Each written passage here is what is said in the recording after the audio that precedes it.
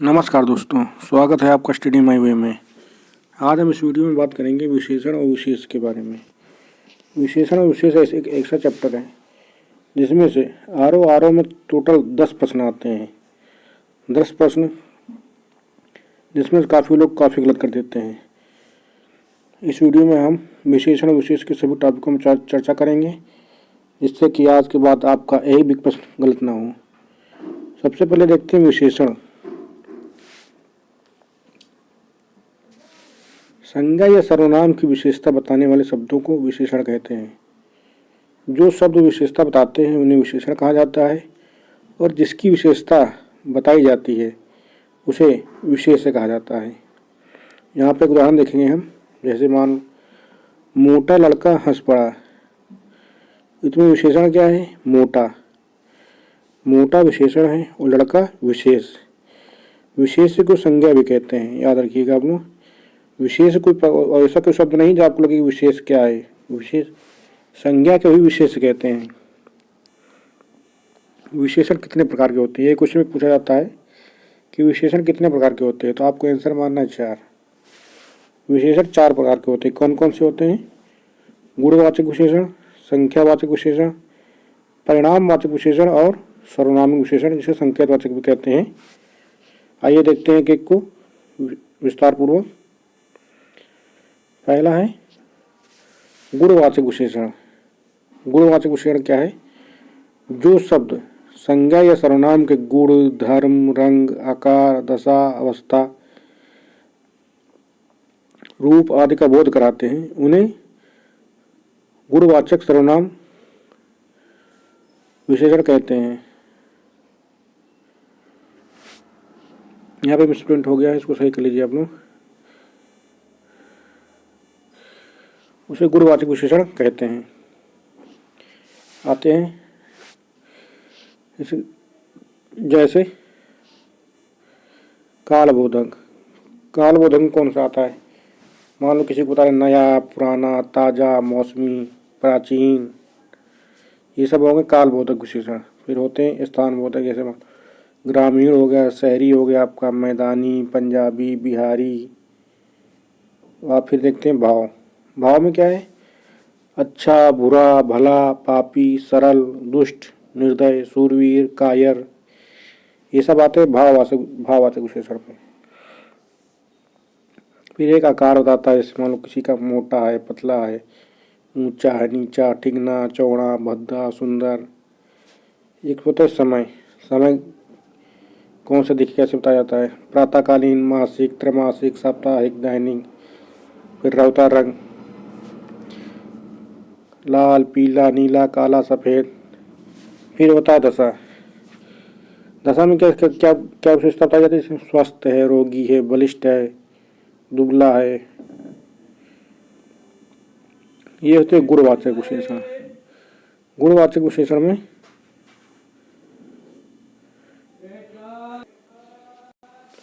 तो यही गुणवाचक विशेषण में गुण, रंग, धर्म, आकार, दशा का अगर बताया जा रहा है तो वहाँ पर गुणवाचक विशेषण होगा। देखते हैं दूसरा विशेषण कौन सा है। दूसरा विशेषण है हमारा परिणामवाचक विशेषण। जिन विशेषण शब्दों से संज्ञा या सर्वनाम के परिणाम मतलब मात्रा का बोध होता है उन्हें परिणामवाचक विशेषण कहते हैं। परिणामवाचक विशेषण 2 प्रकार के होते हैं। एक तो निश्चित परिणामवाचक, दूसरा अनिश्चित परिणामवाचक। देखिए निश्चित परिणामवाचक क्या है? जिन विशेषण शब्दों से संज्ञा के निश्चित मात्रा का बोध होता है उन्हें निश्चित परिणामवाचक विशेषण कहते हैं। जैसे 2 लीटर दूध, तो ये एकदम फिक्स है कि 2 लीटर है, यह नहीं जो है कुछ दूध, या इसकी मात्रा फिक्स है। इसकी मात्रा जो है परिणाम जो है फिक्स है, 2 लीटर दूध। दूसरा 10 मीटर कपड़ा, या फिर कुछ कपड़ा होता तो अनिश्चित हो जाता है। यहाँ लिखा है 10 मीटर कपड़ा, मतलब 10 मीटर एक निश्चित मात्रा है उसकी, 10 मीटर। दूसरा है 1 किलो आलू। 1 किलो आलू मतलब फिक्स, इसकी मात्रा एकदम निश्चित है। अगर जैसे यहाँ लिखा हो तो कुछ आलू, तो फिर हो जाता है अनिश्चित परिणामवाचक। अनिश्चित भी देख लीजिए, इसे लिखा है अनिश्चित। जिन विशेषण शब्दों से संज्ञा की अनिश्चित मात्रा का बोध होता है उन्हें अनिश्चित परिणामवाचक विशेषण कहते हैं। जैसे थोड़ा दूध, अभी ऊपर ऊपर आपने देखा 2 लीटर दूध, तो वो हो गया निश्चित। यहाँ लिखा है थोड़ा दूध, तो इसकी मात्रा फिक्स नहीं है। थोड़ा दूध मतलब पता नहीं कितना थोड़ा, तो यहाँ पे होगा अनिश्चित वाचक परिणाम, अनिश्चित परिणामवाचक। कुछ शहद, कुछ भी फिक्स नहीं है। बहुत पानी, बहुत मतलब कितना, बहुत तो बहुत होता है। ये जैसे थोड़ा, कुछ, बहुत, ये सब अनिश्चित परिणामवाचक की पहचान, इनको याद रखिएगा आप लोग। आगे देखते हैं नोट। अधिकांश विशेषण परिणाम बोधक और संख्यावाचक दोनों होते हैं। विशेषण एकवचन संज्ञा के साथ आता है तो परिणाम बोधक होता है, लेकिन विशेषण बहुवचन संज्ञा के साथ आता है तो संख्यावाचक विशेषण हो जाता है। जैसे इसका उदाहरण देखिए, समझ नहीं आया होगा आपको, उदाहरण से समझ जाएंगे आप लोग क्लियर एकदम। हमारे घर में बहुत घी है,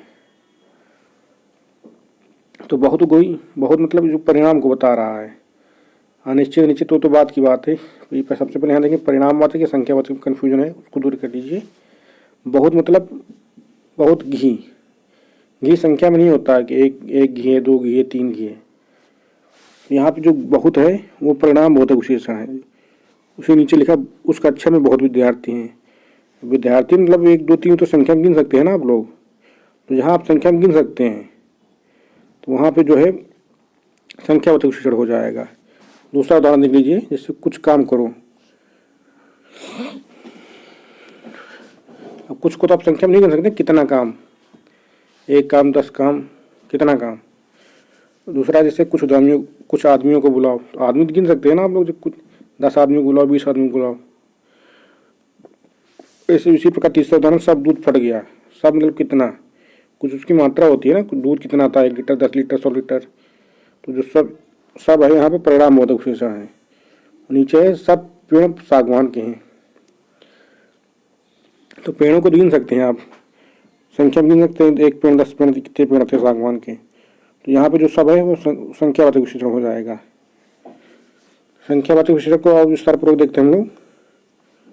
जो शब्द संज्ञा या सर्वनाम की संख्या का बोध कराते हैं उन्हें संख्यावाचक विशेषण कहते हैं। या 2 प्रकार के होते हैं। एक तो निश्चित संख्यावाचक। निश्चित संख्यावाचक क्या है, इनसे निश्चित संख्या का बोध होता है। जैसे 10 लड़के, 20 आदमी, 50 रुपए, ये फिक्स है, निश्चित है। निश्चित संख्यात्मक विशेषणों का प्रयोग के अनुसार निम्न भेदों में विभक्त किया जा सकता है। जैसे पूर्णांकवाचक 1 2 4 8। अपूर्णांक हो गया जैसे आधा, पौना, सवा, डेढ़, ढाई। क्रमवाचक में क्या है, पहला, दूसरा, तीसरा, चौथा, 10वां, 100वां। और आवृत्तिवाचक होता है तिगुना, चौगुना, 100 गुना। ठीक है। समुदायवाचक देख लीजिए, जैसे चारों, एक पर समुदाय, चारों, आठों, तीनों। एक होता है प्रत्येक बोधक, मतलब प्रति, प्रत्येक, एक एक, हर एक। आइए इनको उदाहरण से समझते हैं विस्तार पूर्वक। उससे पहले नोट देख लेते हैं। निश्चित संख्या के एक भेद पूर्णांक बोधक विशेषण के पहले लगभग, करीब, तकरीबन लगाने से अनिश्चित संख्यावाचक विशेषण बन जाता है। जैसे लगभग 100 व्यक्तियां हैं, तो अगर यहाँ लगभग नहीं लगा होता, 100 व्यक्तियां मतलब एक निश्चित संख्यावाचक थे, मतलब फिक्स थे, 100 व्यक्तियां हैं। अब यहाँ लगभग लगी है, लगभग लगाने से क्या हो गया, अनिश्चित हो गया। 90 थे, 110 थे, 120 थे, कोई फिक्स नहीं है।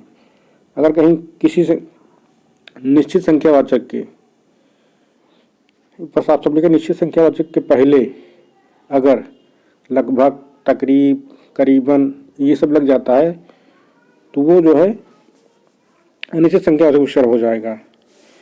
अगला जैसे लिखा करीब 1000 रुपये चाहिए। 1000 मतलब कितना, 900 भी चाहिए, 1100 भी हो सकता है, 1000 के करीब। 1000 होता है, 1000 फिक्स था, 1000। अब करीब लग गया तो ये अनिश्चित हो गया।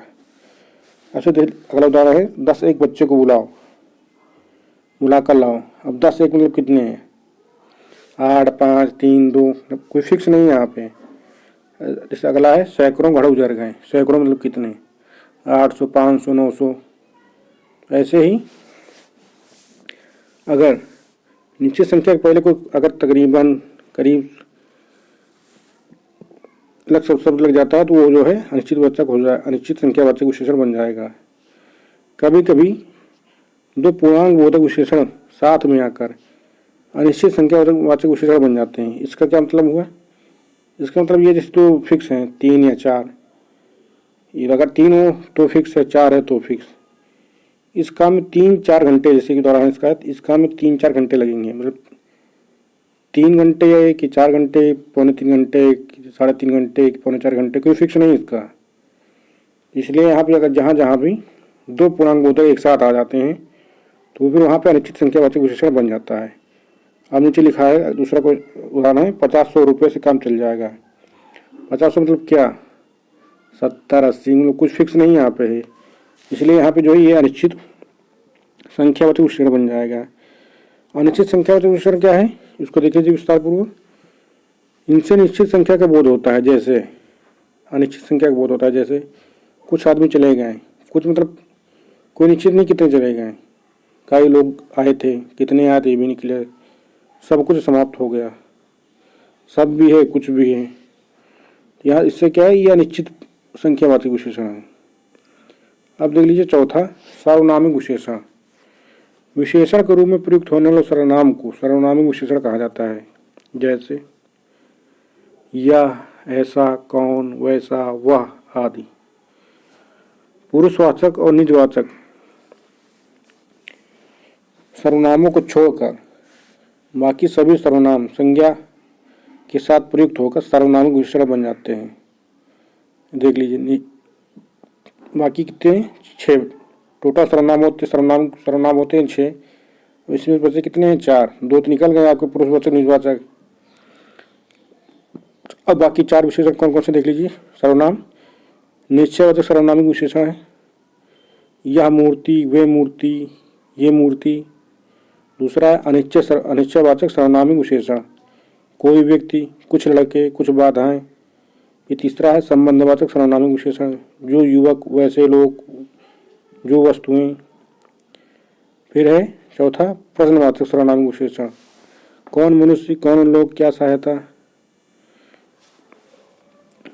फिर आगे देखते हैं पॉइंट, जो विशेषण, ठीक है, जो विशेषण विशेष के ठीक पहले आए उसे उद्देश्य विशेषण कहते हैं, और जो विशेषण विशेष के ठीक बाद आए उन्हें विधेय विशेषण कहते हैं। जैसे विशेषण 2 होते हैं, एक उद्देश्य एक विधेय।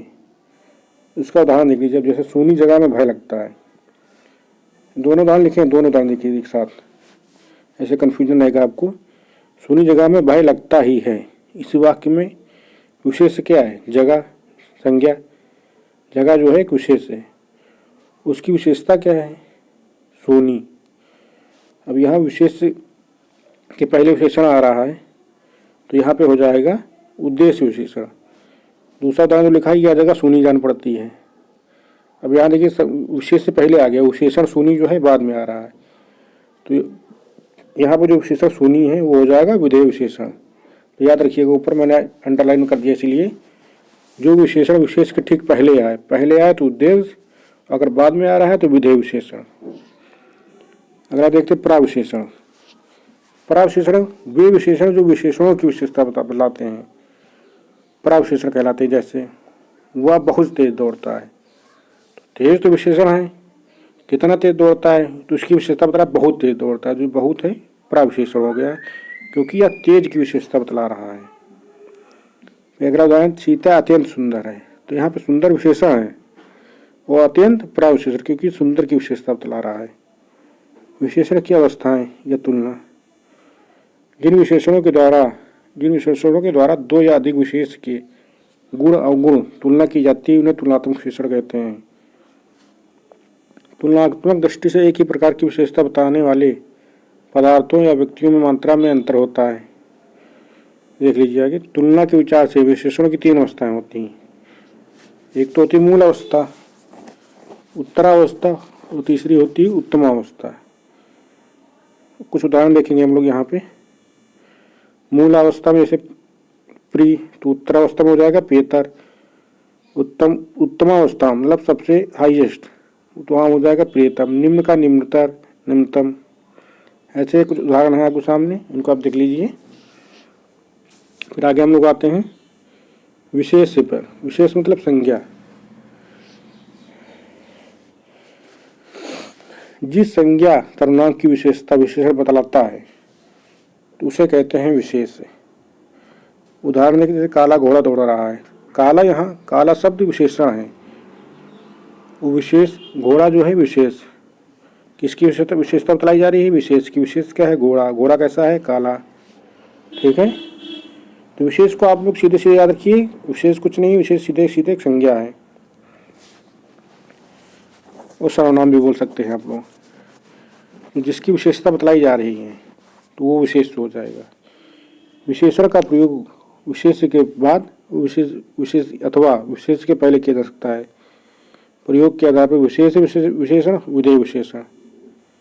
यहाँ पर देख लीजिए, विशेष विशेषण क्या है? इसमें विशेषण शब्द विशेष के पहले आता है।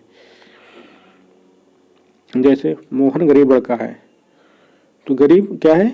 विशेषण। और लड़का क्या है? विशेष। राम चंचल बालक है, चंचल क्या है? विशेषण। बालक क्या है? विशेष। सीता सुशील कन्या, कैसी कन्या है? सुशील, तो सुशील क्या हो गया? विशेषण। और कन्या क्या होगी? विशेष। काली गाय खड़ी है, गाय कैसी है? गाय काली है, काली मतलब विशेषण, विशेषता उतारी गाय की। काली जो है विशेषण होगा, गाय क्या हो गया? विशेष। फिर अगला देखते हैं विधेय विशेषण। इसमें विशेषण शब्द विशेष के बाद आता है। जैसे मेरा कुत्ता काला है, अब कुत्ता तो हो गया विशेष, अब काला कैसा है? काला। काला क्या है? विशेषता, तो काला हो गया विशेषण। मेरा लड़का आलसी है, अब लड़का तो हो गया विशेष, कैसा है? मतलब आलसी। आलसी क्या है? विशेषता, तो हो गया आलसी क्या? विशेषण। या गाय बहुत काली है, इसमें देख लीजिए, इसमें गाय तो हो गया विशेष, और काली क्या है? विशेषण। अब बहुत काली है मतलब, अब काली मतलब कितनी काली? बहुत, तो बहुत हो गया प्राविशेषण। मेरी पुस्तक पुरानी है, पुस्तक हो गया विशेष, पुरानी हो गया विशेषण। तो ये थे विशेष और विशेषण से संबंधित सभी संबंधित तत्व। उम्मीद करता हूँ इससे आपके आज के बाद कोई भी क्वेश्चन फंसेगा नहीं। वीडियो अच्छा लगा हो तो वीडियो को लाइक और वीडियो को सब्सक्राइब जरूर करें। Thank you. चैनल को सब्सक्राइब करना ना भूलें और वीडियो को लाइक जरूर करें।